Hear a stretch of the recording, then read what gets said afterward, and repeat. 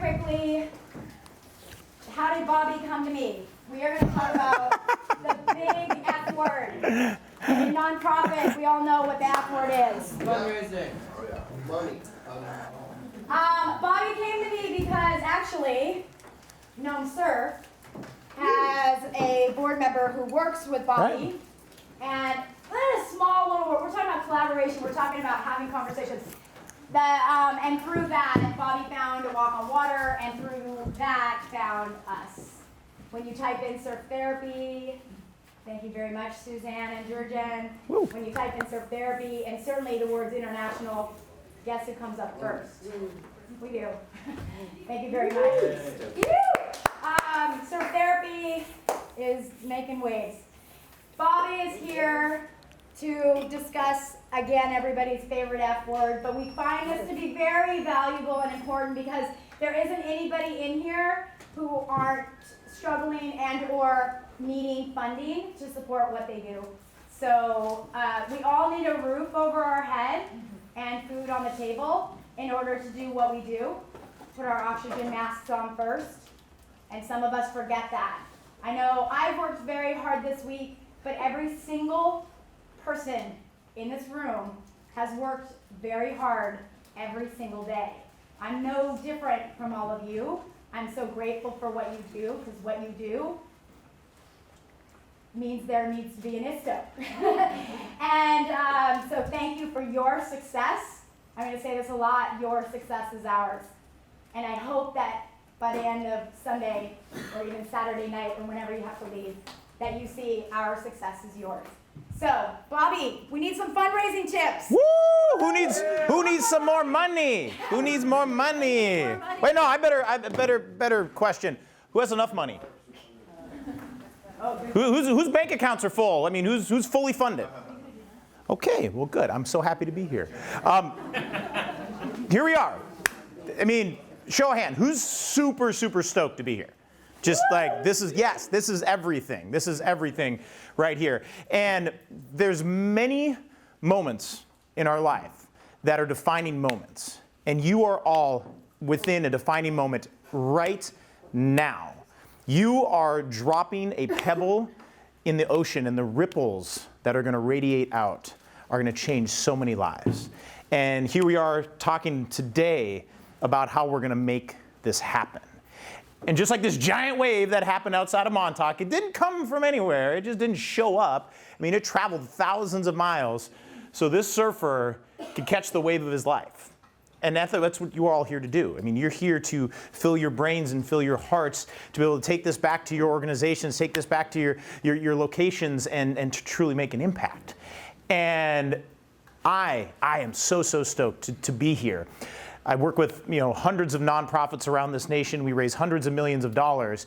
And I'm being very, very, very, very picky about the organizations in which I'm choosing to partner. And yes, our mutual friend Margot of Wave Productivity, I've been working with her for many years. And she's like, hey, I'm working with this Gnome Surf. I'm like, what's that? She knew I was a surfer. She's like, yeah, check this out. So I was like, Google. I'm like, oh, like Facebook. I'm like, oh, this is kind of cool. I was like, wow. I was like, okay, well, Christopher's doing this, and I was like, I wonder if there's other groups. So then I Googled it up, and I found ISTO. I'm like, whoa, like my whole core like quaked. Because I am a surfer. I've been a surfer for almost 30 years. My 4 sons are surfers. My fiance is a surfer. I mean, I live in Long Island, New York, and we are surrounded by water, and I absolutely love it. But I found this. I'm like, you know what? If there's any organization that I want to make an impact in, it's surf therapy groups. Yeah, so I dreamt of this moment for many, many years, and I'm so proud to be here to present with you and talk about my favorite subject, fundraising. So I'm just going to dive in. I'm just going to go into this. And so here we are. We're talking about building your fundraising tribe. Who feels that your organization is a tribe within itself? Yeah. Okay, good. I'm just checking, just kind of taking the pulse here. By the end of this, I'm going to ask that exact same question, and I'll hope to see everybody's hands. Okay, just so I can kind of take the pulse as well. Who in this room is raising $50,000 or less within your yearly budget? Okay, 50 to 100,000. Okay, yeah, U.S., euros, whatever. It's all kind of I haven't done conversion rates. Yeah. Okay. More than $100,000. More than 200. $500,000. $1 million. Okay. Okay. Good. Just so I can kind of see where we're at. Okay. Show of hands. Whose majority of your funding is coming through grants? Okay.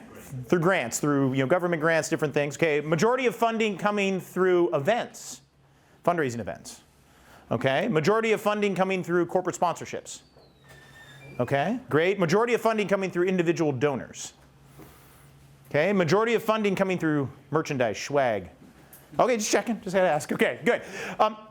So we're here to talk about all levels of fundraising. I'm going to kind of dive in a little bit about what brought me here to this fundraising conversation. But it really is about talking about our favorite F word. Surfing. Surfing is hard, right? How many times have you said this to your friends? They're like, oh, I would love to try surfing, but it's just so hard. It's like, yes, it is the hardest but most satisfying thing you will ever do in your life. And fundraising is harder. So if you can surf, you get in the water, you're teaching people how to surf, you got this. But, fundraising is definitely harder. But it's all worth it. Because if there's no money, there's no mission. If you're not paying yourself a salary, you're not paying your staff a salary, you're not paying your team a salary, there's no mission. If there's no marketing, if there's no accounting, there's no overhead. You have to have that. Who's seen the Dan Pollock fundraising video? Okay, I'm going to put that up. I've got a resource. You guys watch it, change your entire view of how fundraising is. Okay, so we're going to talk about the what, how, why, when, where, who. Okay, our number one goal with fundraising is to truly create an impact. We need to help more people. Who feels within your organization that there's unlimited potential with the people that you can help? Right? So we're going to talk about helping more people building capacity. Who needs to raise more money? We already answered that question. Today we're going to talk about fundraising better. We're going to talk about being more effective. We're going to talk about being more efficient within all of this. Because it's just like when you're paddling out in a big day, every paddle stroke counts, right? And you just get winded, you're like, but you're more efficient, you get stronger, you get smarter, you know where the channels are, you know where to get out. Then you're there, you're like, all right, we're going to catch this epic wave. And Stoke, yes, we're going to talk about Stoke a lot because that's why we're here, right? You can choose anything to do in your lives, but you've all dedicated to do this. You said, I'm going to do this because this builds the Stoke within me. This is what gets my blood pumping. I'm going to be doing this. So that's what we're here. All right. Everybody saw the jacket. It's a nice jacket. Okay, it's gone. My flip-flops are in my room, and this is the first time I've ever got to present in Vans, so I'm stoked. All right. So everybody's favorite F word is fun. Who likes to have fun, right? Yes. That's why we do this. That's why we ride these amazing things called waves. It's to have fun, and it's to help inspire more fun into people's lives. But we have to move to fundraising. So we're here to put the F-U-N into fundraising and have a little bit of fun with that. Okay, so here we go. Yes. You want to go fast? Go by yourself. You want to go far? Go together. And you're all here together, and you're here to do this. So yes. And if you like anything, give me some snaps. I love it, and then I know where we're going. But this right here is the epitome of all of it. One person can never carry this board. One person can't do the fundraising. It's you, the team. It's you, the tribe that is able to do this. And I love the conversation today talking about collaboration. You are not in competition with each other. Yes, you all have similar missions. You're helping similar populations. You're using the tool of surfing to change lives. But when you can collaborate more effectively and take ideas and thoughts and different things and apply those within your organizations, your capacity is going to grow, your impact is going to grow, your waves are going to grow. All right, so here we are, state of the sector. I just heard about this today. Thank you for this picture. I cropped you out of here, but we're good. Okay, so correct me if I'm wrong. So in ISTO, 2014, we were raising less than $1 million. As a sector, is the surf therapy. And then now 2018, we raised more than $5 million. Yep. Yay! 5 times. I want to track this. I want to track this from this date here today. Chris, help me with this. Got it. In 5 years, what can this number be? Can this number be 50 million? I love it, 50 million. And we can get there. And again, collaboratively, working efficiently, working effectively, using the right best practices to do this and capture some money. So let's do that. I love to track this because then I'll be able to go into the world and be like, look, on this date right here, we had a conversation, and now that number grew 10 times, and then that's going to be the 10 times participants and 10 times the impact. Okay, so here we are, current trends. There are, in 2018, $295 billion were given to nonprofits in the United States alone. Yeah, you're only raising $5 million. Something wrong with that. Or donors are giving to less organizations, but they are giving more. Donors are being more strategic about who they're giving to. Corporations are being more strategic about who they're giving to. But so they're giving to less organizations, but they're giving more to those organizations. There's 1.5 million nonprofits in the United States. Sorry, I don't have the data for around the world, but it's a lot. So that's your competition that we're working against. And we're trying to get that 295 billion into our 50 million, and we're, I mean, there's how many organizations are in here? 40? 30? 32. Okay, so we are literally a molecule in this giant ocean of nonprofits. This number, please, if you're going to write down anything today, write down $40 trillion is going to happen within this next generation. There's a transference of wealth happening from the baby boomers to the millennials and beyond. That money's got to go someplace. Why not get a little bit of that or a lot of it?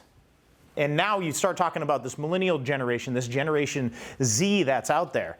We're raising these children to say that they can change the world. Each individual has an impact. So guess what? When great-grandma Lewis, she gives the money to millennial right here, guess what they're going to do with it? They're not going to buy crap with it anymore. They're going to fund organizations that they absolutely love. So I love this generational picture here. So thank you for letting me steal that picture, by the way. All right, and then you have donors. They're only going to be with you, on average, 1.7 years. Unless you do the right stoke of that fire, the cultivation of that relationship. You get them, once you get them past that 1.7 years, they're more likely to be with you for life. But they're testing you. They're seeing what you make them feel like. They're seeing how much stoke is built within them. And if you don't do it in that 1.7 years, guess what? They're gone. They're going to find somebody else to give their money to. All right. And volunteers. Who has a volunteer base? Show of hands. Who has volunteers that work with them? All right. 70% of your volunteers are going to give, and they're going to give something because they participate within your programs. They see the stoke that's happening. They see the difference that it's making in the lives of those that you're helping. And 70% of these volunteers are going to give. Does anybody know the data of how many of your volunteers are actually donors? Does anybody know that? Just open question. 100% of your volunteers? Everybody but one. Everybody but one. Okay, so great. Good job. So if we can work within your volunteer base, go through that data list. Find out who's given, who hasn't given. Why did they give? Why didn't they give? Just have a conversation. Just ask them. You'll have volunteering with us. Why don't you give us money? And they'll tell you. Maybe they don't have a lot to give. That's okay. Don't give us a lot. Give us something. All right? All right, so here we go. There are a lot of waves in this ocean. This was only one day, 1 second that I took this picture in Huntington Beach. Look at all these waves that people aren't riding. I really couldn't believe it, except for that guy. He's stoked, and that guy right there. But this is the world of fundraising. There's so many dollars that are out there that you're not getting.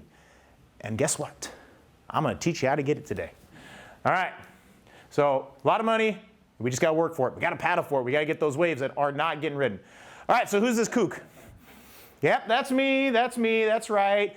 So again, what has brought me here today is my love for fundraising, my love for surfing, my love for impacting the world. I grew up in Phoenix, Arizona. I learned to surf at a wave pool. Rick Kane right here. Yeah, true story, true story. I was one of the surf instructors at Big Surf when they were doing surf instruction. First time bringing it back, it was super awesome. But it's like, you know what? Phoenix is only 5 hours from San Diego. So I grew up surfing Tourmaline, La Jolla, Scripps, was there. I lived there for about 2 years and figured it out. I was like, okay, great. So then things change. Life changes, life goes on, went through bankruptcy. I was deep into an addiction for over 10 years of my life. I had to get out of that. I had to make a change. I had to find a positive effect in my life, and I brought it back to surfing. I brought it back to mountain biking. I was like, okay, I'm gonna get clean. I'm gonna make an impact in life. I'm gonna do something good for this world. I had 2 little boys, and I was like, okay, I got to be a better dad. And that's really what kind of switched everything. So that's what brings me here. I'm like you. I love being in the water. I love watching kids in the water. I love just sitting there watching the waves. I love, this morning I was out, there was 2 people, were you guys in the water with me? Somebody was out there swimming around today. But there was pelicans, and there was a seal, and there's like these little microwaves. But it was just being in there. I just love it. And I love being able to travel all around and do this. So that's me.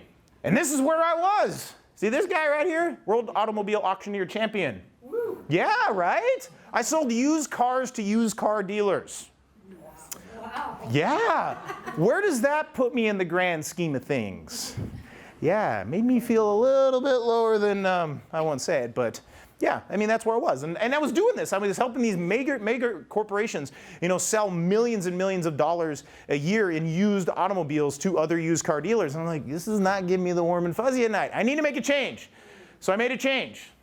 So now I get stoked. This guy, Photo Merlin, took this at me when I was on Hunting Beach, and I was like, yes, let's do this. How am I going to transform my life to be able to surf when the waves are good, but also make a positive impact in the world? And here I am. So this is my why. This is why I did this. That's why I had to get out of the rat race and truly do something. This is my little boy. He lost his second tooth on the beach that day. I ripped that thing out. I got it on GoPro. It's great.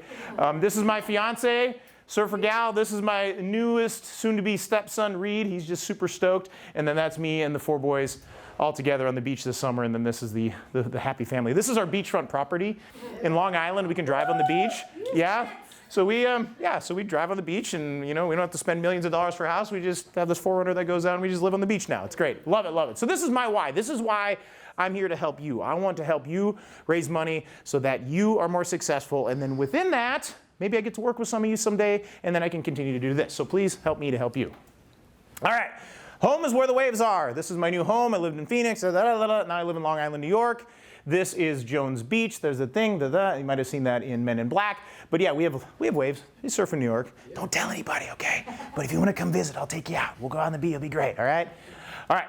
So now, from that, I have evolved and created an organization that's been around for 7 years called Call to Auction, because auction is action with you in it. Whoa. Oh! But there's a trend that is going on in this world to where auctions aren't as relevant in fundraising as they used to be. Okay, who wants to have an auction? You. Who wants a bottle of champagne? Me. Okay, everybody on your table, you have what we call a giving card, okay? Everybody, a paddle. Everybody pull out your paddles right now. I'm going to take a selfie real fast. Everybody pull those paddles up. Everybody get them up. Get them up. You got, everybody has one. Raise them up. All right, so I'm going to take this. Here we go. Ready? 1, 2, 3. Yay! My friends. Love you guys. Okay. So who's never, ever been to an auction before? Oh, this is going to be fun. This is going to be fun. Okay, we're not using real money because I know we all work for a surf therapy nonprofit. So just pretend like you have an unlimited budget. We're going to have a little bit of fun. And one person will win my favorite bottle of champagne, Veuve Clicquot Rosé from 2018. In last year, at all the events that we work at, we give away a giant bottle of Veuve Clicquot, and last year we raised an additional $118,000 by giving these bottles away. Wow. And I'll teach you how to do this a little bit later. Okay, but right now we're just going to have an auction, and then for my friends that have never been to an auction before, you can say that you got to see a world champion auctioneer. Go. Okay, so here we go. All right, so we're going to start the bid. All cards up in the air. $1. Who's going to get $1? No dare. Not going to get $5, $10, $100, $200, $3, $4, $5, $1,000, $2,003. Not going to get $5, $10, $20,000, $50,000. Who give me $100,000, $2, $3, and now $500,000. Thank you. And I'm going to give $1 million. Who wants to give $1 million right there? $1 million, $2 million. Not going to get 2, 3, 4, 5. And a bit $10 million. Going once, going twice. Sold right there for $10 million. Pardon me. Congratulations. You are the winner. Yes, yes, yes. Enjoy. Put that on ice and enjoy, enjoy. So there's an auction. Woo, I know. We have to share, right? Little shot glasses. Okay, question. I'm going to take a question. How many donors did we have in that auction? How many donors? One. One donor. Thank you for your $10 million donation. Who still has lots of money in their pocket? Everybody does. So how are we going to get that money? Right here. This is how we do this. My fiance Erin, who's also an auctioneer. She's a champion auctioneer. We're both generational auctioneers. We were seeing the difference in fundraising events and how people don't want crap anymore. They love bottles of champagne, yes, but only one person will win that bottle of champagne. We're like, how do we engage an entire room of dedicated supporters and transform them from guests into donors? Everybody raise your paddles again if you want to raise a lot of money for ISTO and make an impact in the world. Look at that. Everybody. This is how we can create an opportunity for 100% fundraising potential within your event. And that's where we created Inspire Hearts Fundraising. And then now we work with organizations around the nation, hopefully the globe, to be able to raise money at your events more effectively in a more inspirational way. And everybody has a sticker. Please take this sticker because you all inspire hearts as well. And every day that you look down at this, please use this to empower yourself that you are inspiring hearts in whichever way it is, whether they're donors, whether they're participants, whether they're volunteers, whether they're friends or colleagues, whatever. Everyone in here has a story to tell, and please tell it. So we're going to do it. So anyways, that's my spiel. That's who we are. So here we are. Anytime you want to see some more information, inspireheartsfundraising.com. But yes, this right here, we raised, last year, God, I don't know, it was 17 million I think we raised. Tomorrow I'm flying back to New York City. We have a paddle raise only event that we're working with the Health Foundation. And then the next night we're working with an organization that creates micro classrooms in India. Just think about that for a second. They create this curriculum and they're bringing classrooms to kids that would never have ever had schools. And it's going to happen from this because a dedicated room of supporters are coming together and they're going to raise money. They're going to raise their paddles. That's what we do. Okay, enough. Moving on. Here we are. The tree of life. From the roots to the trees, we're all here, with this. And we're all interconnected. And once we understand our place within this and the way that we can grow our branches and grow those leaves, we're going to really be able to make a big difference in the world. All right, this is my favorite fundraising picture.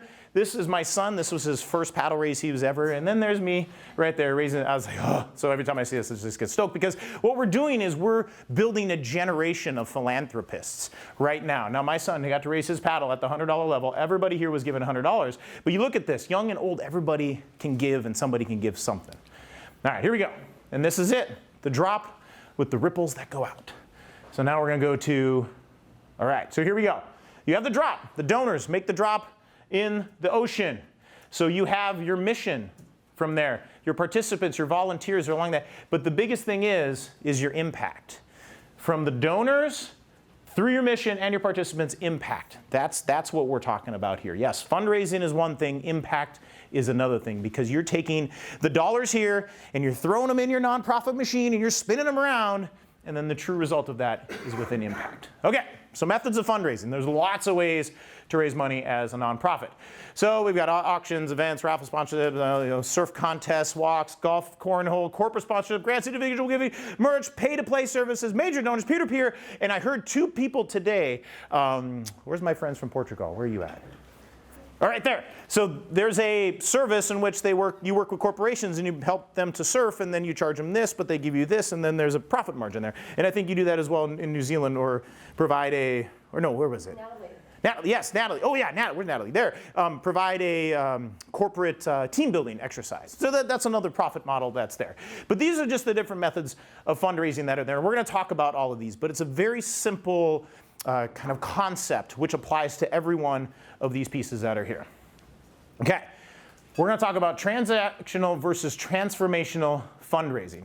So transactional, it's what's in it for me. I'm going to give to get. You're making a transaction happen. You go to a store, I just bought a t-shirt, I give the money, they give me a t-shirt. A lot of times that happens within this. Swag, merch, raffles, grant, sponsor, all of these different things. This is a transaction. But what happens with a transaction, where does it go from there? It's done. It's like, I got what I wanted. It's what's in it for me, right? And just as a quick mention, I know there's three types of people in the world. There's like people that like to take pictures of the slides. Please take pictures of the slides. There's people that like to take notes. Please take notes. And then there's people that just want to sit back and listen.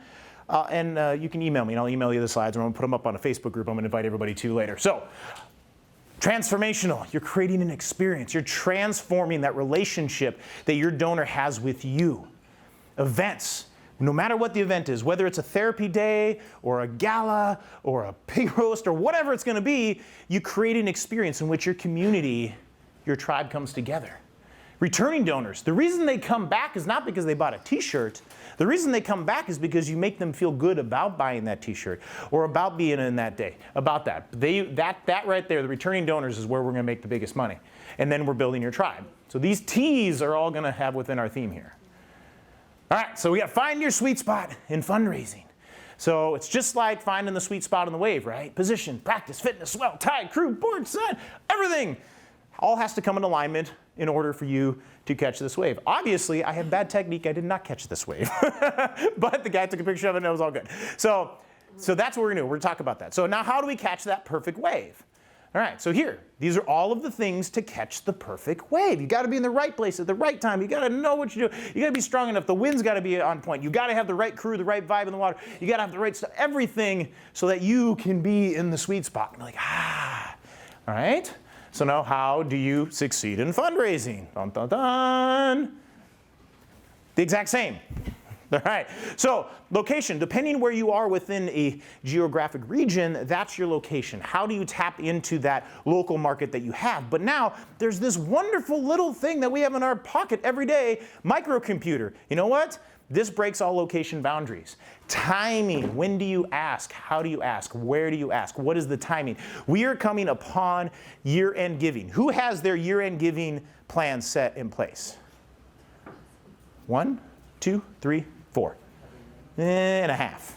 All right. I don't have the exact statistic for me, but nonprofits will raise 60 to 80% of their yearly budget in the next 60 days. Or less than that, because we're how many days out? Yeah, so if you don't have a yearly end push for fundraising, make it happen now. Who's participating in Giving Tuesday? Okay. Get on the bandwagon. Get on it. Google how to participate within Giving Tuesday. There is millions and millions of dollars that are out there, and within your local markets, I'm sure there's some nonprofit support groups that are there that are helping to push forward the Giving Tuesday. Make it happen. Timing. Timing is everything. Okay, positioning. How are you positioning yourself within that market? How are you positioning yourself within your fundraising? How are you getting ready to strike and prepare for that? Practice. You have to practice at fundraising. That's right. You have to practice the ask. You have to practice your emails. You have to practice your case for support on your website, on your social media, all of those things. You have to practice. And if you're not practicing, where do you start? Just start. Screw up, all right? You're going to keep getting better and better and better. It's all about missing those waves, getting frustrated. Oh, that didn't work. Try something else. Keep going. Fitness, same thing. You got to work on your fitness within your fundraising. Keep going at it. Get a tough skin. Don't be afraid to ask. Knowledge. Empower yourself with more information. That's what you're doing right here today. You're filling your brains and your hearts with fundraising information. There is an unlimited amount of resources that are out there on how to be better fundraisers in all of the aspects that we had talked about. Skill, again, we got to figure this out. Experience, the more time that you have within fundraising, the more effective you're going to be. Show of hands, who is or has previous development or fundraising experience prior to being in this organization? Are you, okay, good. Any past development directors? Okay, any past CEOs, any past corporate giving, major donor? Okay. All right. Because you have the experience within this, I need you to ripple this experience out here, all right? Help me, Christopher. You good with that? Okay. So everybody, what's your phone number? Talk to Christopher. He's one of you. He'll be able to help you with that. But there it is, building that experience or tapping into those that have experience. You can find a coach, you can find a consultant, you can find somebody that has spent many, many years within this, and they can help you save a lot of time and save a lot of money. There will be an investment, however, it's all about ROI, and we're going to talk a lot about that. You know, tide, where are we at within the economy? It's going up, it's going down. Wind, how free are people to give? Crew, who's your team? Who's your fundraising team? Who's on that? Is it your committee? Is it your volunteers? You got to have the right board. Get it? Board of directors. All right. I'd like to see who has a rock star board and you are raising more money than you ever thought possible. Oh. I'm a rock star board. Yeah. Okay, good. But we want them to raise more money, right? We want them to be more engaged within that. Okay. So everyone here, Strengthening that crew that you have surround, strengthening that board, get them engaged within not only, yes, you look awesome in the Instagram pictures, and yes, it's so much fun to get the kids on surfboard, and yes, it's awesome that you get to wear the t-shirts and the stickers and all of that kind of stuff, but damn it, we need you to do something bigger. You have a bigger potential as board members. You have bigger potential as the leaders to help these board members to understand what their expectations are within fundraising. Every person on the board is a fundraiser. If they're not fundraising for you, whether they are bringing you dollars or they are bringing you people, they're not doing their job. They have a fiduciary responsibility as a board member to fundraise for you. And if they're not fundraising, I'm actually recording all of this, so I have this on tape. But okay, if you're currently in a state and you're not accomplishing it, that's okay. Because again, remember, the moment in time, it happens right now today. We are putting a line in the proverbial fundraising sand that you're going to do things differently. And I know you all are, because you made a choice. The big idea to create the organizations that you have came from a kitchen table, or maybe a coffee shop, or maybe it was out on the board. You're sitting out there one day, you're like, God, I have to do something. How do I do this? Right? And you decided to do something. There's two types of people in the world. There's people that say they should do, something should be different. Oh, they should do this, you should do that. And then there's people that do it. I am surrounded by a room full of doers. You do this. So yes, snaps to you all. And then stoke. Continue to build the stoke. Continue to build that internal fire, not only within yourself, but within your crew, within your tribe. All right, here we go. Let's go. Do it. Did my pen ran out? Next slide, please. Here we go. Okay, what do donors want? They want to make an impact. Your donors, they have their own story that they want to be a part of something bigger. They are all writing their own legacy book. You be a chapter within that book. And you can help them to fulfill their desires through philanthropy. There's so many people that want to give back. They want to help. They want to be a part of your organization. Let them. Ask them, help me. Help us to be a part of this. Be a part of something bigger. And then say thank you. Thank you all so much for helping us with this, for helping little Billy, little Sarah to experience their first wave. You know, help the veterans to experience something that they may have never experienced before, to where then they're in that PTSD just shadow and that cloud, and they're like, I can't get out. Oh, I remember that day in the surf. That was awesome. It's those things.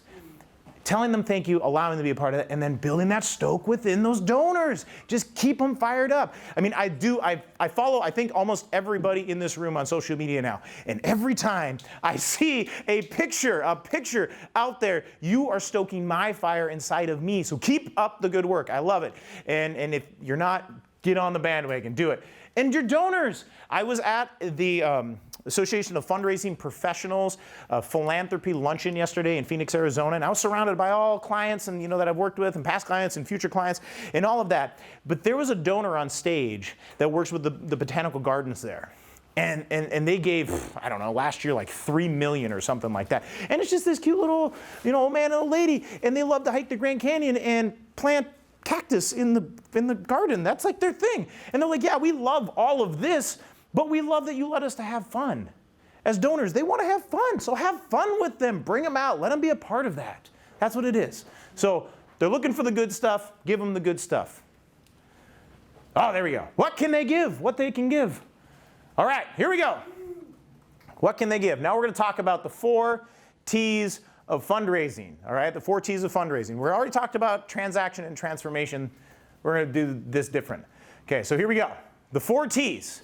Time, talent, treasure, and tribe. Every donor can give something like that, or any combination of this. Their time, the talent, the treasure, and tribe. The 4 T's within that. Okay, so here we are. First one, time. What can they give is time.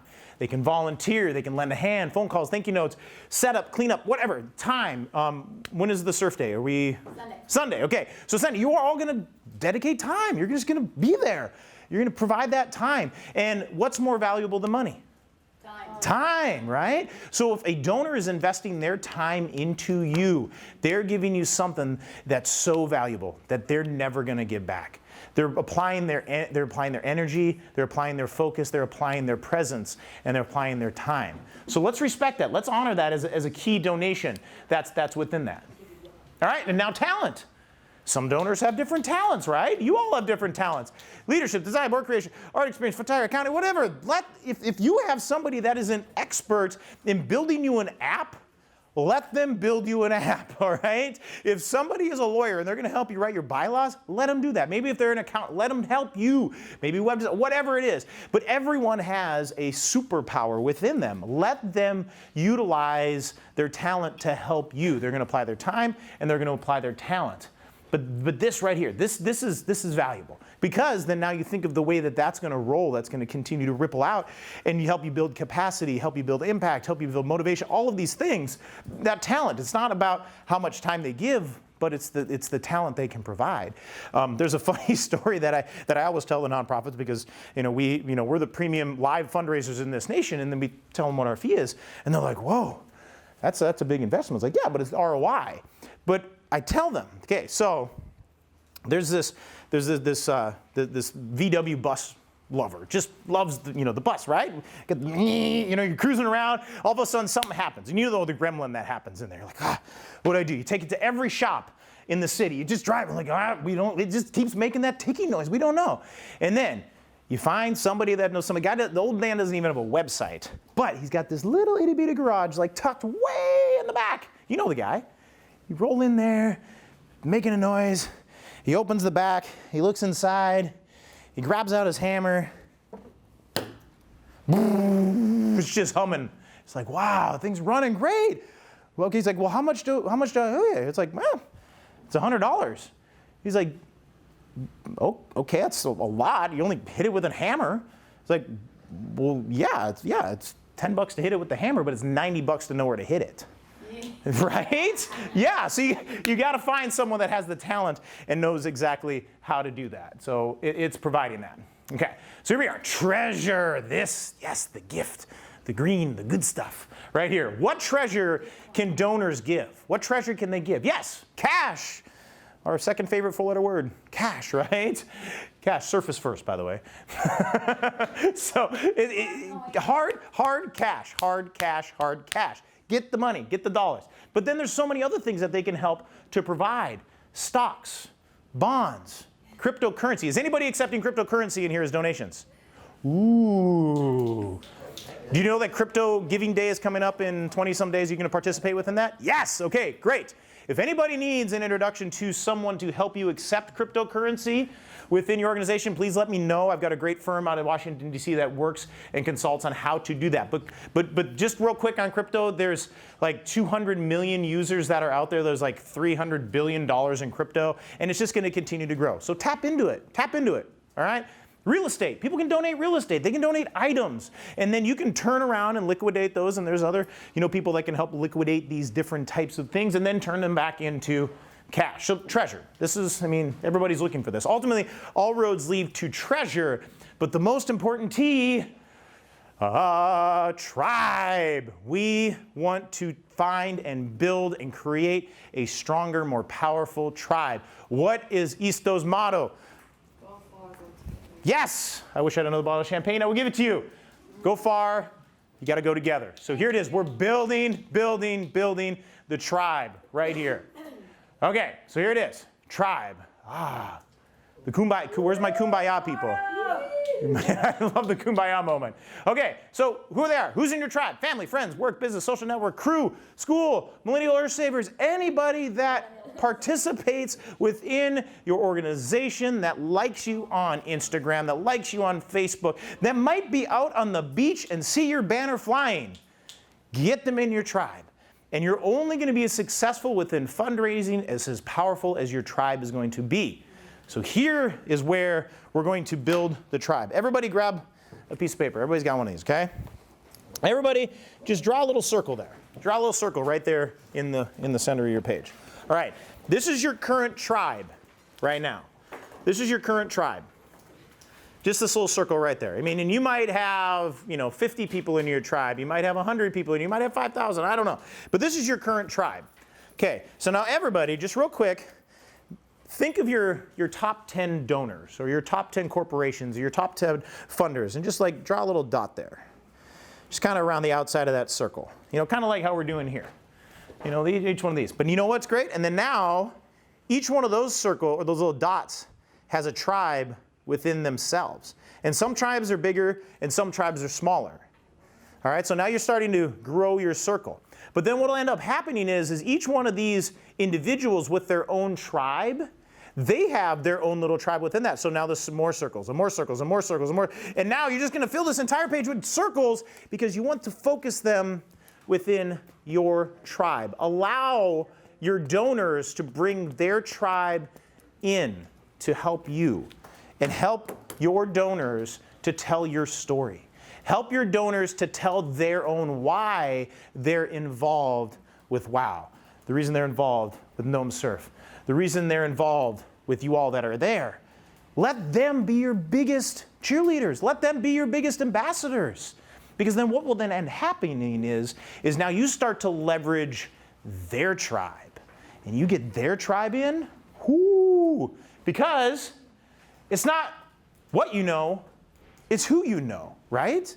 Right? You can know everything in the world, but if you know the right people that has the right access to the right connection, amazing things could happen. So I'll give you two examples. So we were working with the Leukemia Lymphoma Society, and we all had our champagne thing, and there's a donor that attended this event like 4 years in a row, and he never gave. He always bought a table, but he never raised his paddle. So one time we're doing the champagne thing, and we get him to raise his paddle. He gives a $100 donation. Like, yes. Our development director was so excited because she's like, we've never had access to this gentleman. We've wanted to have his phone number. We wanted to get his email address. We wanted to have a reason to contact him. So we gave $100. Great. So now through effective cultivation and gratitude process, he has a friend that they nominated to be the man of the year. Like LS is this whole of the year thing. But then this man of the year brought in $250,000 in this campaign. That came from a $100 donation. Because this gentleman knew this gentleman, $250,000 poured in. Never had to have access. It was amazing. Saturday night, we're going to be in the city. We're working with this Indian school organization. 2 years ago, there was a family that raised their card at the $1,000 level. And through effective cultivation and gratitude process, they're going to raise their paddle for $500,000 on Saturday night from a $1,000 donation. Because they're now a part of the tribe. They're in it. They're in it. So now you never know who knows who knows who. So now going back to our fantastic board members who are raising as much money in the world, sit them down. Who do you know? Who do you know that might have an interest in our organization, that might have an interest in the impact that we are creating? Not what we're doing, but what, not the surfing, not the, those experiences, but the true impact. What are the results of that?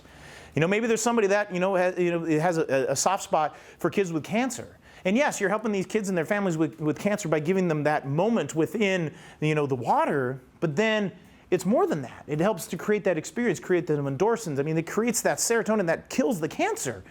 That person cares about that more than the fact that these kids are on surfboards. So find those people that really care about what your impact is. So then starting to attract them in. Like, look, this is what we're doing. We're creating this. We're making this happen. Yeah, it's who you know. Okay.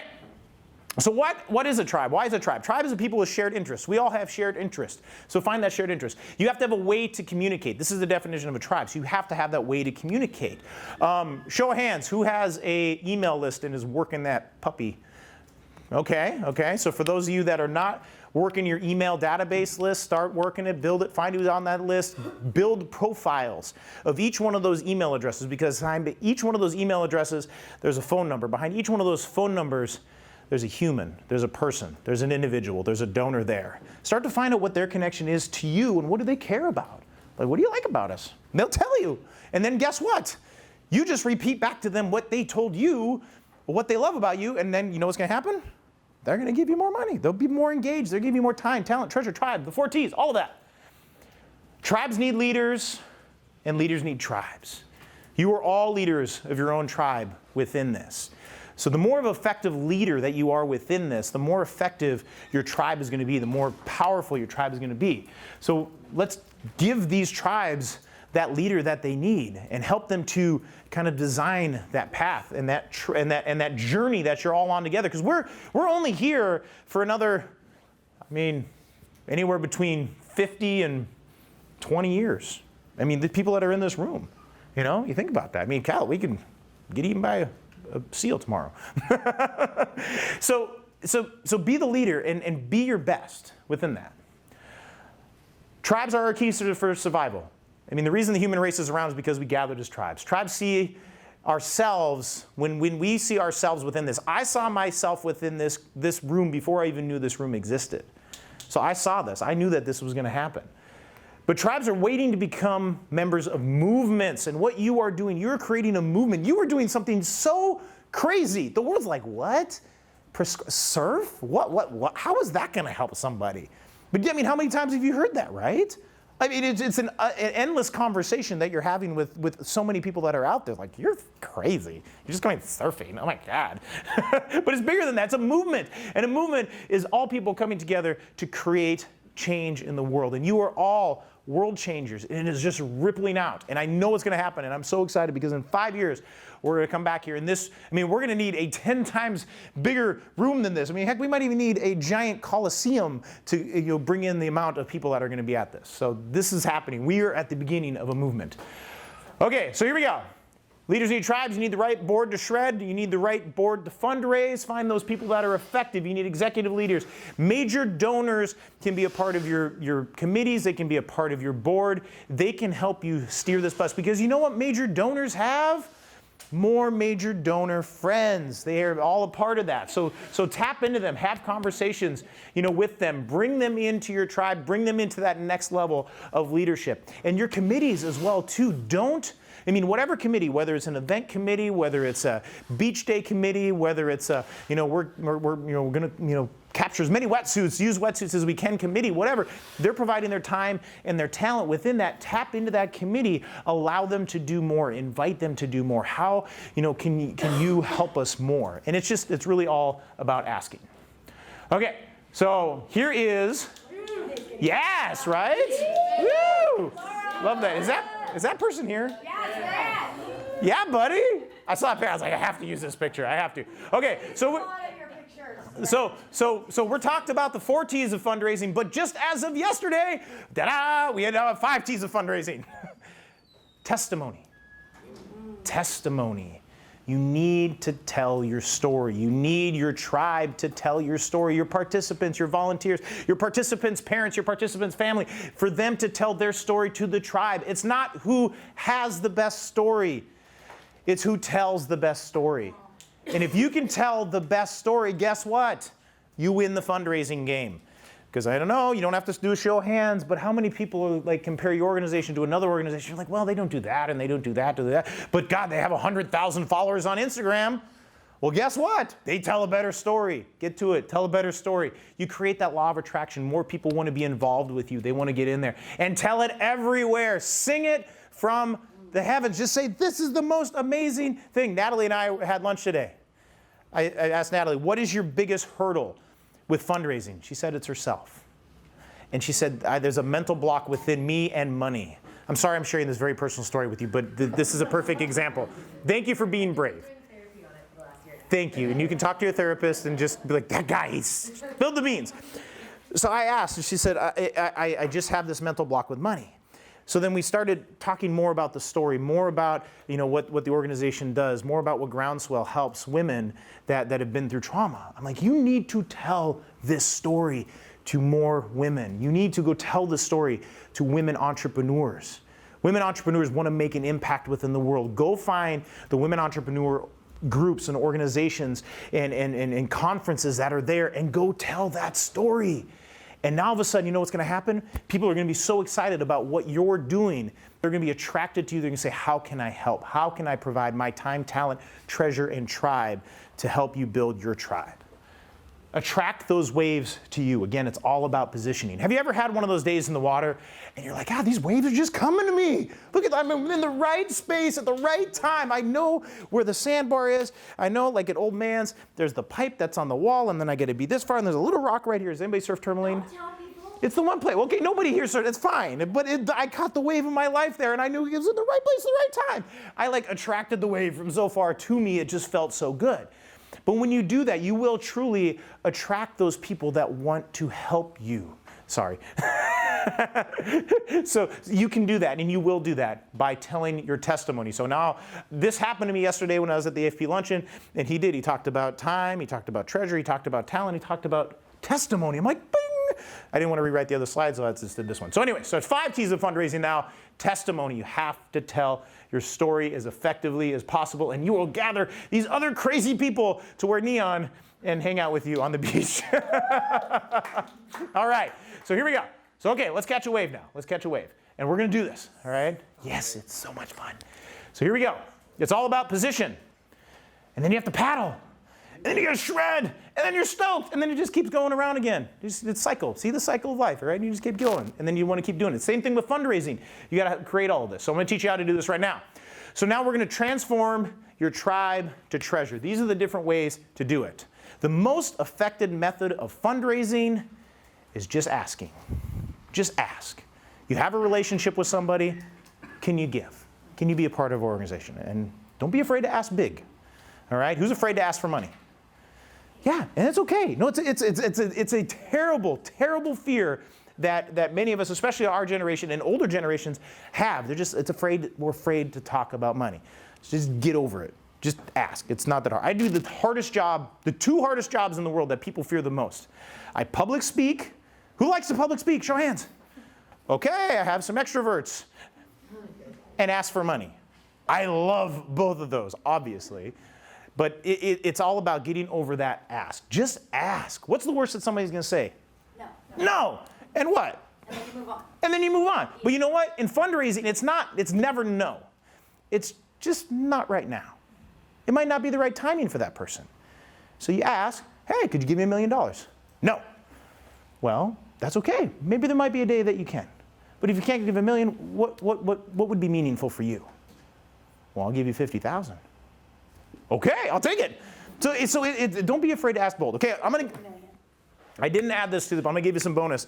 So the best way to ask for money is I want everybody to write this down, take a note of this, put it in your phone, whatever. Would you be willing to consider? Would you be willing to consider making a donation to WOW? Would you be willing to make a donation to, what's your shirt say? AmSurf. AmSurf. Would you be willing to make a donation to AmSurf? You would be, because you just would you be willing to consider? Would you be willing? It's just a question. Would you be willing? Yes, I would be. I would totally be willing to help with that. Yeah, I'm in. Of X, of $1 million, so that we can provide mission statement. What's your impact? I put you on the spot. Improve psychological and physical well-being in women. So that we can say it again. Improve physical and psychological well-being of women. Okay, come with me. Come with me. Come on up. Yep, too bad. This is all a part of this. So you're stand there. Wait, I need another chair. All right, we're out to coffee. We're having a little coffee at the local coffee shop, the organic coffee shop, and we're just hanging out. And I'm the donor. I just was out. I watched the beach day happen. I maybe was there. I helped move some boards, strip some wetsuits off some kids, something like that. And I was like, oh, it was so amazing, so amazing. And because you did a little research on me, that I got some money in the bank. So ask me for it. Would you be willing to consider making a donation? Of $1 million. Okay, maybe. I don't know. So that you can help. Yes. So that you can help us promote physical and psychological well-being in women who've experienced trauma. I would consider that. Great. I would consider that. Yes. But I don't think I could do $1 million right now. Okay. And then you say, how much could you do right now? Well, I liked what it was, and I think I probably could write a check for $100,000. We'll take it. All right. And then hugs and kisses. All that. How hard was that? Big round of applause. Thank you. And it's just that easy. It's really just that easy. And the more questions that you ask to your donor, the more involvement that you can get to the donor and find out why they love your program, why they love this day, the easier it's just going to make that ask. Don't be afraid to ask big, because what's the worst that they're going to say? Nah. No, not right now. but what would be meaningful for you? How would you like to be involved? At what level? And maybe they can't give you money, but maybe they can give you time.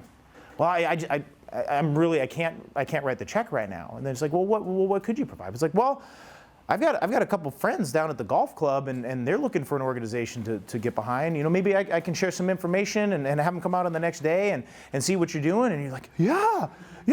Can you give me their names and some information about them? Sure. And then you do your research and you find out, and like, oh, this is XYZ of XYZ Corporation, and and then that's how it builds. That's how it builds. But don't be afraid to ask big, because life is a negotiation, and donors, they'll always negotiate. Well, I can't do $1 million. Well, how about 100,000? Sure, I'll take it. You know, and then now you have that opportunity to build that relationship from them. So we're going to talk about what donors want next. Okay, so yeah, just ask. Okay, and then events. Who does events? Who does galas, golf tournaments, surf contests, all of those fun things? All right, that's the space that I live in, and I love events. It's funny, I went to Arizona State University. Any Sun Devils in here? Okay, if Sean was here, he would hoot and holler. But when I was going, we were named the #1 party school. Yes, right? And people asked me what I wanted to grow up. I was like, well, I want to be a professional partier. Well, guess what? I am. I get dressed up in a tuxedo 100 days a year. I have 2 tuxedos in my room right now because I wore them. I have to wear one. And it's fun. I love it. I love going out to events. I love being the life of the party. I love that. But what you're doing with an event is you're creating an experience. You're creating a tribal ritual in which the room can come together and create that community and build an energy. I was sitting back in the session earlier, and I truly could feel this. I could feel the energy, the wavelength that's within this, and it's filled my batteries to the fullest. I'm like, I'm so pumped right now. And I know you're probably feeling it as well too, but events help us to do that. Now, corporations. Who runs corporations? Old white people. Humans. People, individuals.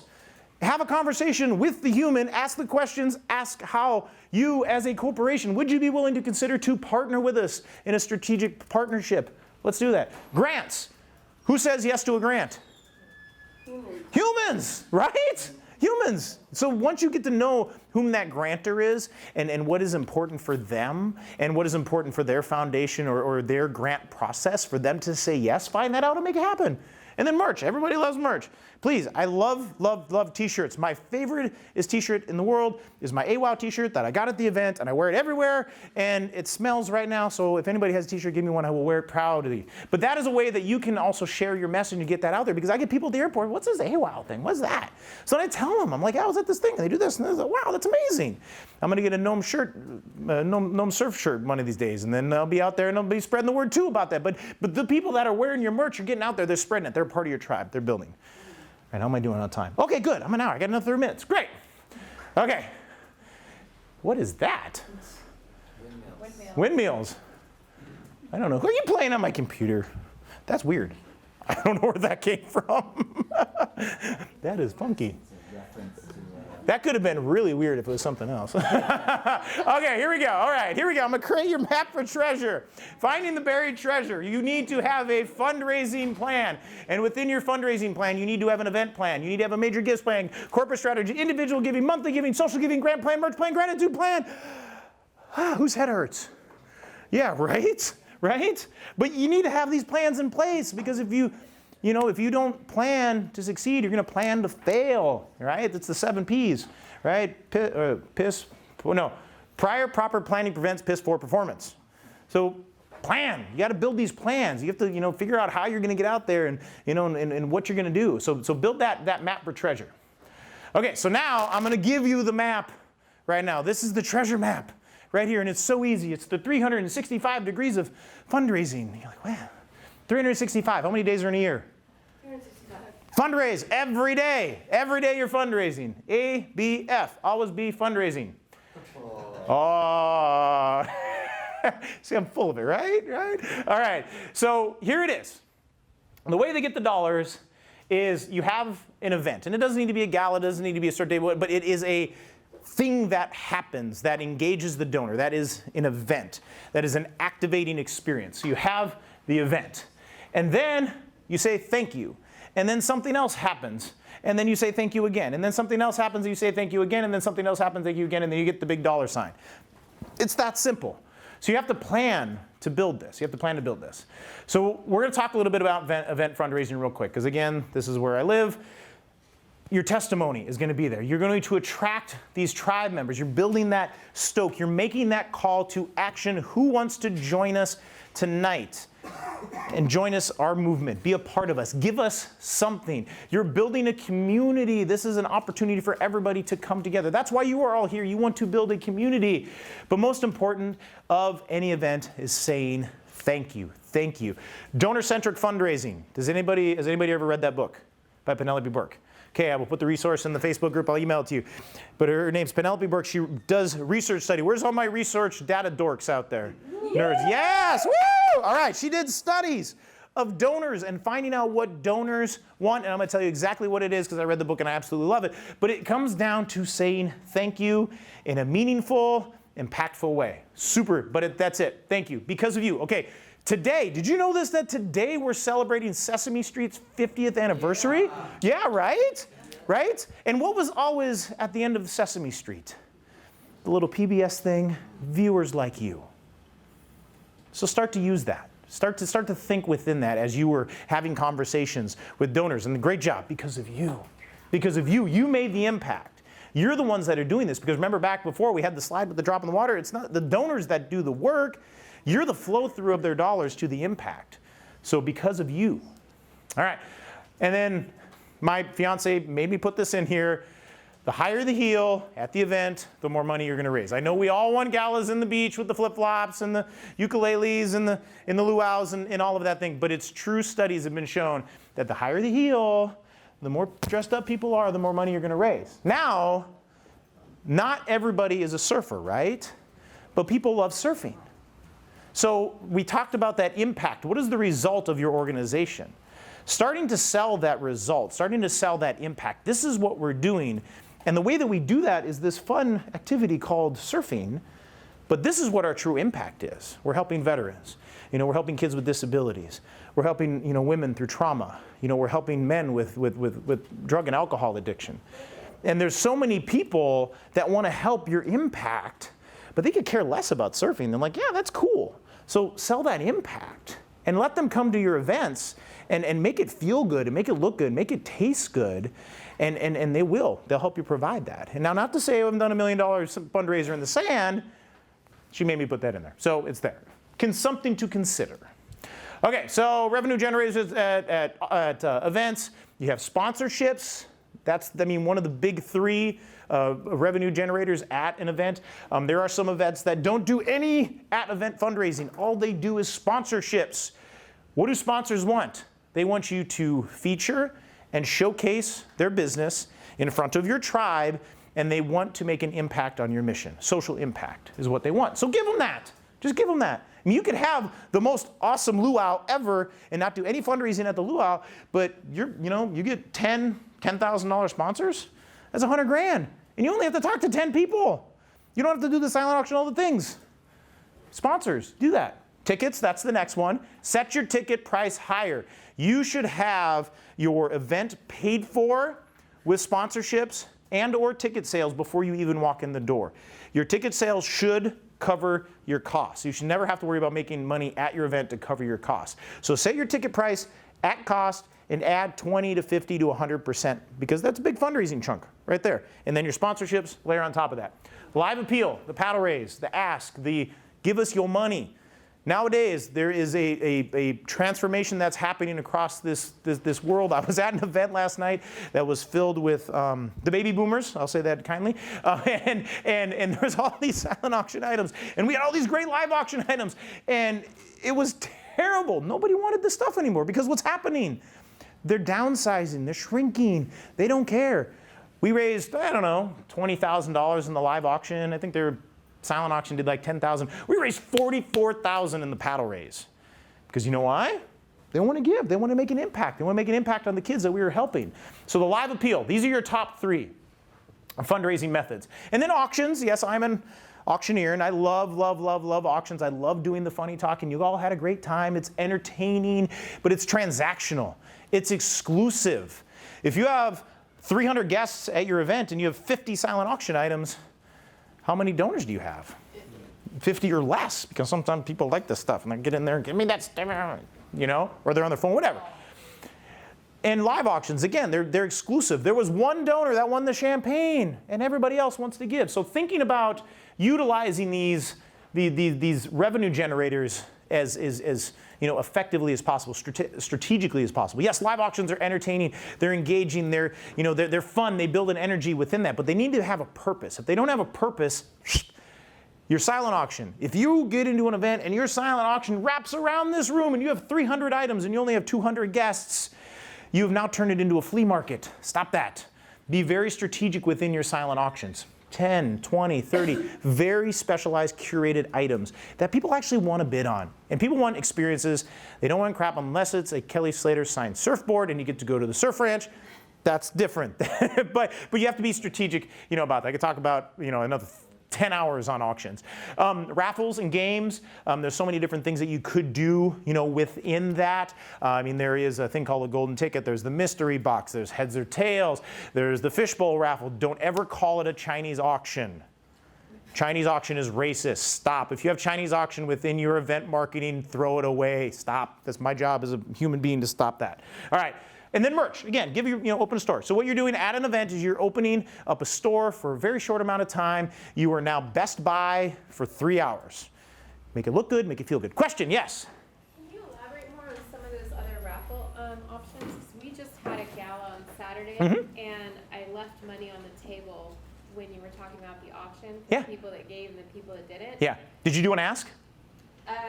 We didn't do an ask. Okay. We had a silent auction and a raffle, but Okay. there was other ideas that I wanted to do with the Yeah. raffle that we didn't. Yeah. And the way that we did it cut into too much time. Right. So you have to look at the ROI of the experience ROI, time ROI, and efficiency ROI. Like if it hits it, then do it. I would say at your event, I was watching it because I want to help you someday. Is telling your story and just making a very effective ask. Did you not hear it?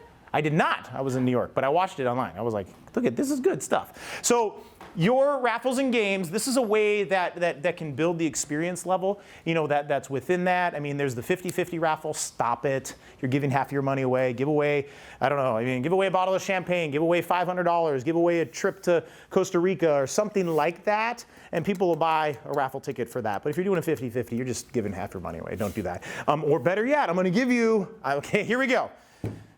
If you don't learn anything from me, here's a $10,000 idea. I can almost guarantee that you're going to raise $10,000 at your event. Sell 100 tickets for $100. Where's my math majors? How much is that? $10,000. Thank you. And give something away. Give something away. Maybe it's a trip. Maybe it's a vacation. Maybe it's a house. Maybe it's a signed surfboard. Maybe it's a custom wetsuit. Maybe it's something, but it needs to be worth like $500 or more. It needs to be worth it. So people are like, oh. So then everybody knows those little blinky rings. I know I hate them too. Or maybe you get some swag or something. Where did it go? But I mean, there's some groups that are putting charms out there, but something that's cool that they can wear, that people can see. Maybe it's a lei or maybe something like that. But it signifies that I am in this game. But it's exclusive. There's only 100 of these tickets available, and we're going to sell them for just $100. Most people can come to your events, can afford $100. If they can't, have them come out to a different day. But there it is. 100 tickets, $100. Give something away at your event. All right, we're going to go bum, bum, bum, bum. Winner is Christopher, yay! He's great, he's happy, and then you just raise 10 grand. But then you need to measure what that 10 grand goes to help. All right? Does that make sense? Does that help? Yeah. Okay, I could talk about raffles and games for another 5 hours, and we can talk about that too. Okay, so that's event fundraising. I'm going to take off my event fundraiser hat now. We're going to move on to bigger things.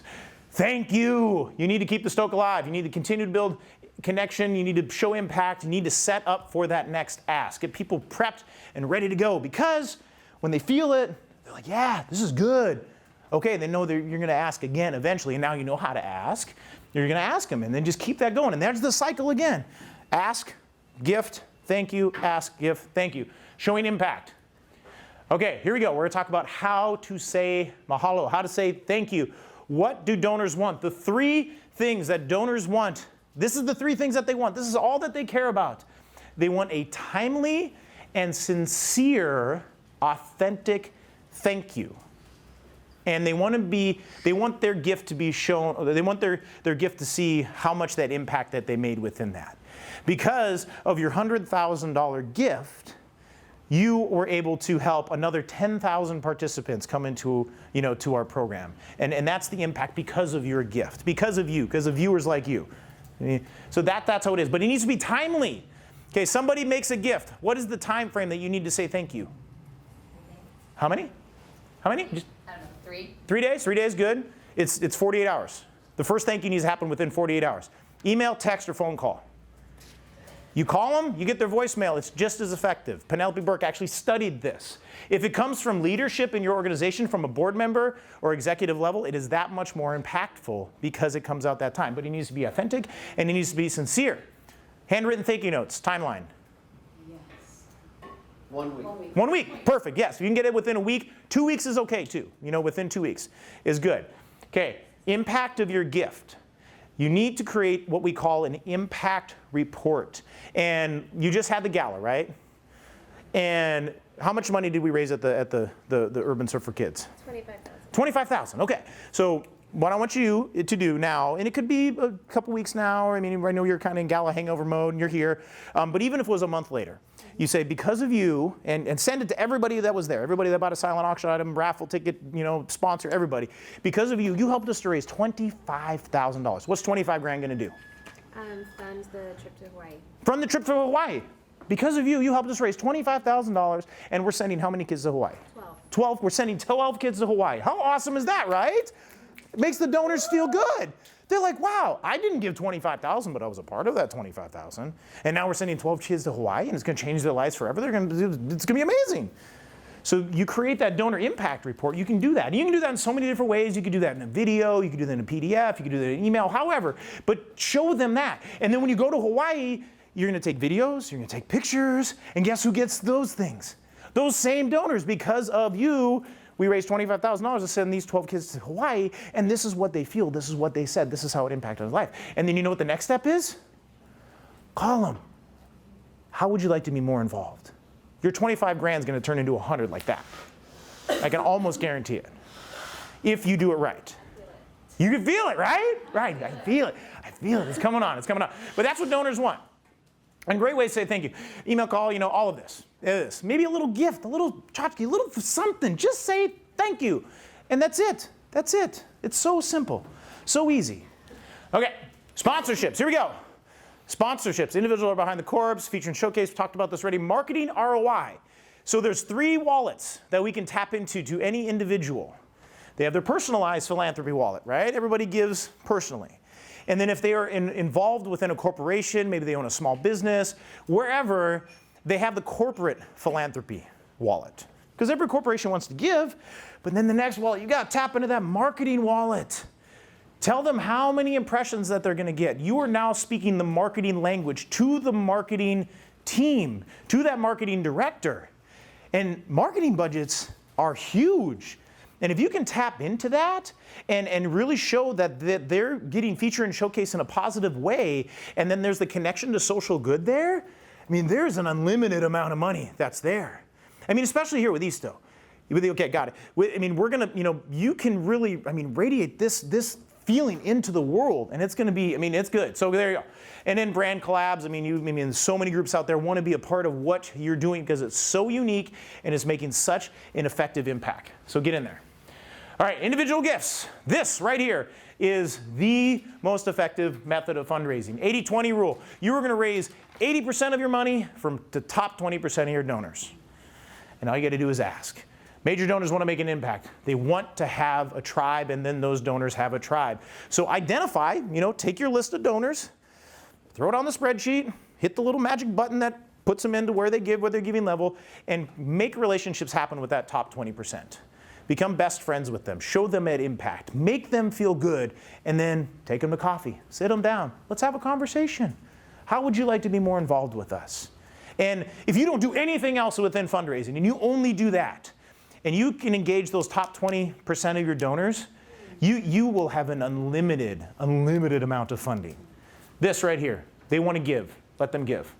All right, grants, again, we had a bunch of friends that were in there. You got to have the research, you have the case of support. Individuals are behind the grants. You have to find a pro to help you with this. How many people are writing their own grants? Okay. I love your ambition. But it doesn't work, right? How many times you spend hours and hours and hours and hours on writing a grant and you get a no? How disappointing is that?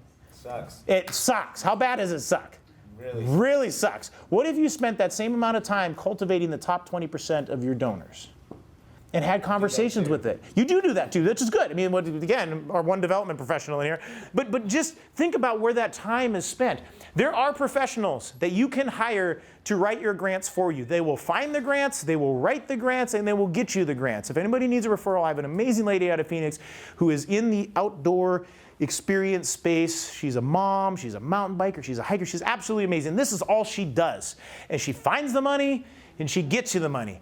Yes, it costs a little bit of money, but the ROI, I think last month she found $200,000 for her clients. It's that easy. So find a pro, apply your energies where you can do it, but then find the people that have the talent to help you with that. You're gonna, big ROI there.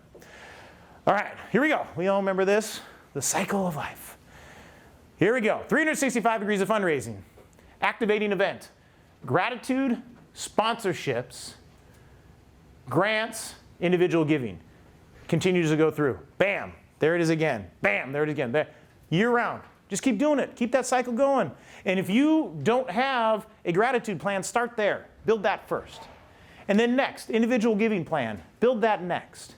And then from the individual giving plan, you're going to start making that step into sponsorships because you'll find major donors that own businesses. How would you like to be more involved? I know that you're the executive of Hurley. Why don't you come and be a part of our organization? Sure, why not? That's how you find that. And then grants. Start tapping into that grant money. But it just keeps going. It just keeps going and going and going. 365 days a year. And once you build the machine, once you build that, it's unlimited. Potential is huge. Here's the donor pyramid. I work with a lot of groups with the Association of Fundraising Professionals. I'm also a member of this.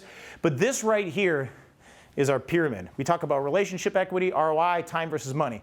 Okay, your universe of prospects is unlimited. First-time givers, they buy a t-shirt, they give online, they attend your event, whatever it is, they come in. But they give through emotional impulse there.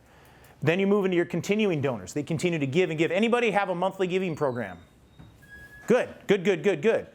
How much a month are we making with continuing givers? Probably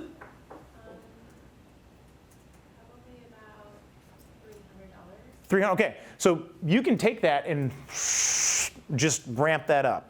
Ramp that up. Because of your $20 gift that's helping this, would you give us 50? Or would you tell some friends and build a kind of a platform within that? What we're talking about here is it's like a subscription model. It's a sustaining donor model. They might make a $1,000 pledge or a $1,200 pledge. It's $100 a month. It's $20 a month, whatever. That's continuing donors. They continue to come back. Or donors that give on a quarterly basis, or they give a little bit here, they just continue to keep coming back. You're going to be able to cultivate that relationship, move them up this pyramid, and then out of there again, 80-20, you're going to find those larger donors. Bam. And then now you start moving into the fun space, the capital donors. Who wants to make a significant impact in this organization? There was one group that we worked with, and it was a group that puts on assemblies at school, and they come in and they do the rap music and the breakdancing and all these kinds of things. And they're like, how do we tell this story to our donors? I was like, okay, we need to create a stage and an auditorium, and we created this whole production about what this organization does and how they impact kids through these assemblies. And there was a donor that was sitting in the audience, and he was watching. First time ever exposure. He bought a ticket. He came in. He was like, okay, what's this about? Never raised his paddle. Never gave $1. But then a week later, he called up the founder. He said, hey, Marcia, I want to take you to coffee. Okay, tomorrow. It was Saturday, Sunday. He's like, "Can we have coffee on a Sunday?" He's like, "Yeah." So he sits down. He's talking. You know what? I went through your 990s. I went through your website. I went through everything, and I see what you're doing in Phoenix. I want you to bring this to Chicago. This needs to live in Chicago. And he's like, "How much?" She's like, "God, my yearly budget here is $500,000. I mean, if I was going to move it, it might be $750." It's like, done. It needs to happen in Chicago.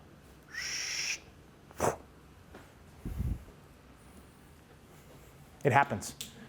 Large donor, capital donor. He wanted to invest at a capital level. And then bequesters, you know, I mean, again, remember this transference of wealth that's going to happen. You know, it's the cycle of life. We're not here forever. You can't take it with you.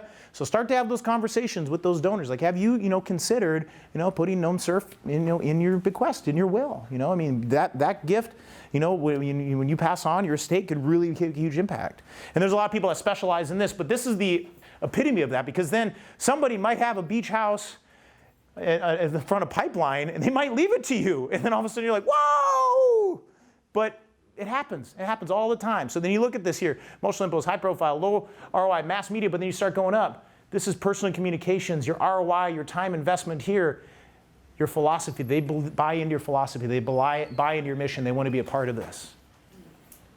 Okay, here we go. You can do it, and I know you can do it. So please, keep track of this and let us know how you're doing. Start in the small ways. Remember when you got started, you weren't getting pitted right away. You're in the little ones. You were there. But so start small and do what you can do. And then pretty soon you'll be in the big ones. All right? And you're going to change the way that your tribe sees the world. And you're going to be able to do this. I know you can do this. But what you're doing is you need to create a culture of philanthropy within your organization. This is not just a surf group anymore. We are a philanthropic tribe that gives to make an impact in this world. And you are a part of our tribe. And your tribe can thrive if you cultivate that tribe. You encourage that tribe. You keep that stoke alive. You can do it. Okay, here we go. Resources. I just read the book Seth Godin. His words help to inspire all of this. If you haven't read that, please do. It's absolutely amazing. It'll change the way you think about tribes forever. Donor-centric fundraising, Penelope Burke. And then there's the how to fundraise. Now, again, here we go. I'm going to give you the easy way. Support. You can email me, inspirehearts@gmail.com. Text. If you want to text, give right now, 917-426-3227. If you do it right now, I will give you 30 minutes of my time dedicated to whatever you want to ask me about. Anything. And I will help you at no cost. This is my time. It's right here. It's 917. No, do it right here. 917-426-3227. And I will help you at the best of my ability. There's no sales. There's no nothing. It's just me giving you everything that I can within that amount of time. So you do that right now. And then, will you join my tribe? Please. I'm on LinkedIn. I'm on Instagram. I'm on Facebook. Here's my cell phone number. Right here. 480-212-6916. If you want, call me, please. I'm here to help. I'll give you some time. If it's a lot of time, we'll have a different conversation. But I mean, if you need some tips, you need some help, you want me to read an email, you want me to read an Instagram post, you want me to look at a video, anything, I want to help you. I want to help you as much as I can. And then everyone is invited here. All you need to do is go into the old Facebook on the top, type in Tribe Fundraising with Bobby D, or go to tribefundraising.com. Ask to join the group. You're in there. This was literally born this morning at the Java Man coffee shop. So I'm like, how can I provide more support beyond the 90 minutes that I had? Because I mean, there's so much information here. But it's here. I want you to share your successes. I want you to share your questions. I want you to share how you are doing within your fundraising realm. And then if you need help, just ask. Because this is our tribe together. We're all going to work because when the tribe strengthens together, we're all going to be better. All right. Questions? We have a few minutes. Yes? Is this presentation you just gave us, which was amazing, available? Yes. I'll put it up here on Tribe Fundraising. You can also email me too, but I'll put it up. Just audio or? Video and audio. Okay. All of it. All of it. Yes. I'm on, and then we're on YouTube as well too, so you kind of. Okay, other questions? Yes? I wrote a sentence down. Okay. Your speech. Okay, I love this. And it was, would you be willing to make a donation to Survivor so that blah, blah, blah? Would you be willing to consider? Sorry for my voice. That's okay. Need to write it down again. But what if, for example, you're a big corporation, and these bunch of people ask you all the same question? How could I define as an organization my question to you so that I stand out on the ground? What's your mission statement? I don't know for No, for Survivor. What is it? Who do you help?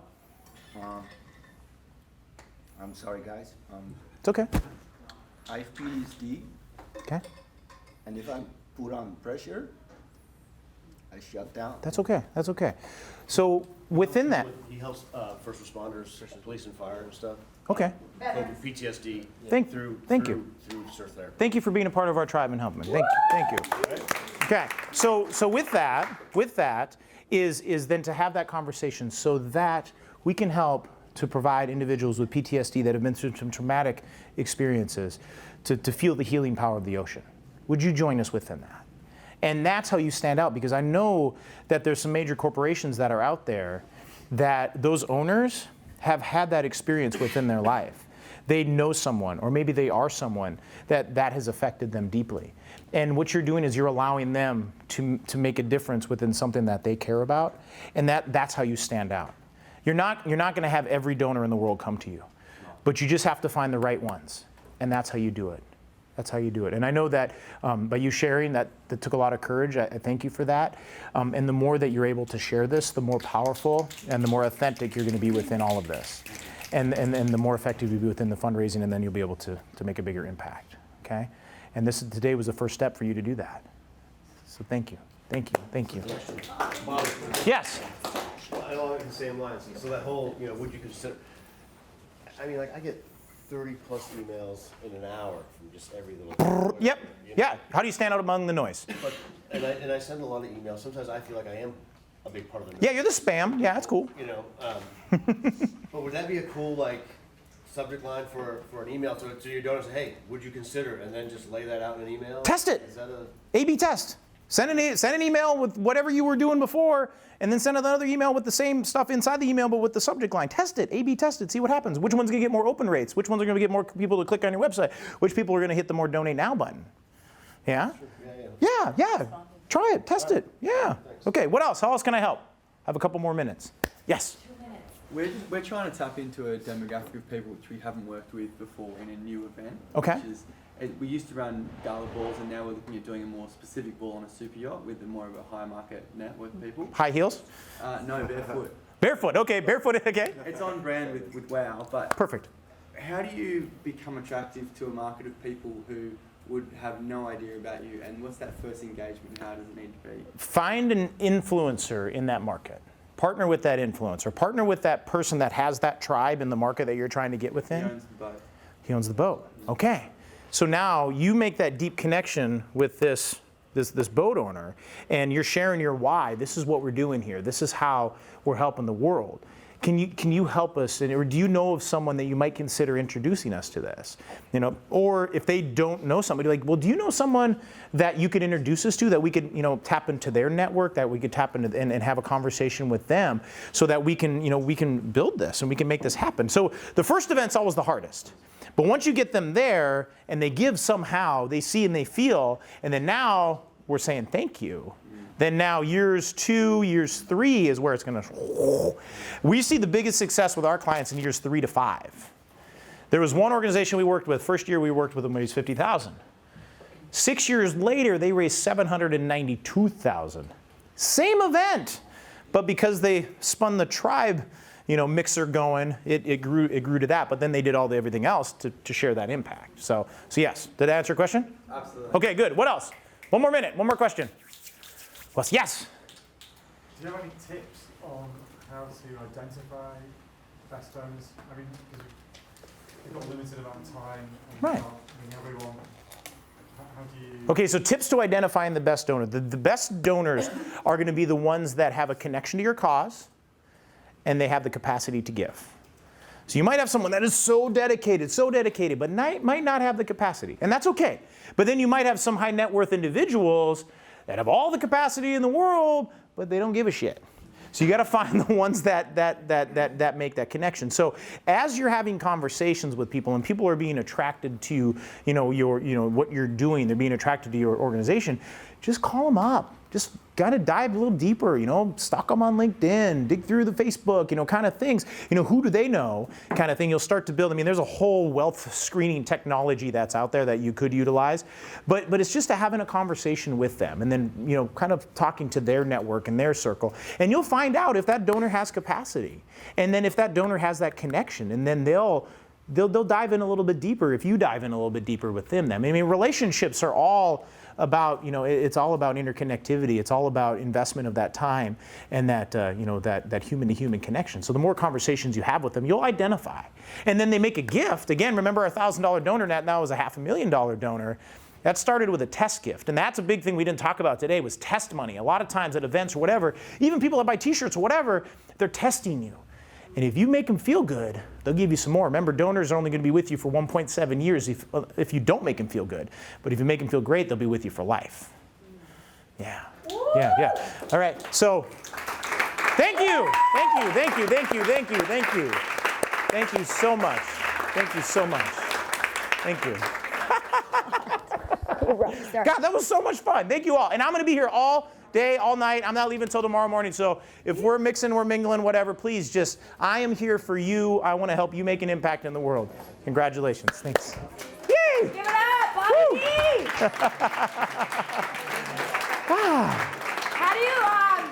How does everybody feel about our newest ISTO board member? Why are you laughing? Well, you didn't ask me to consider it. You just said yes. Oh, no, we've had several no, that's You're it. right. That's, And I am considered. I know. I did ask you that, actually. You I did. asked him to consider. I have been That definitely was- deeply considered. Yeah, how many in this room when you reached out to ISTO and at that time it was my email, so you got me whether you liked it or not. The moment you reached out, I said, let's have a call. Let's get on the phone. Let's talk. How many of us? Like almost everybody. Almost everybody. And if I didn't, it's because it's like, I'm so sorry I'm slammed, but let's talk. Or here's a list, or here's questions. So much of what you talked about, you know, thank you notes, that was important to me. I wrote them. I'm going to get emotional. Because I'm so grateful. So, thank you for being here. I learned like really young, like write thank you notes.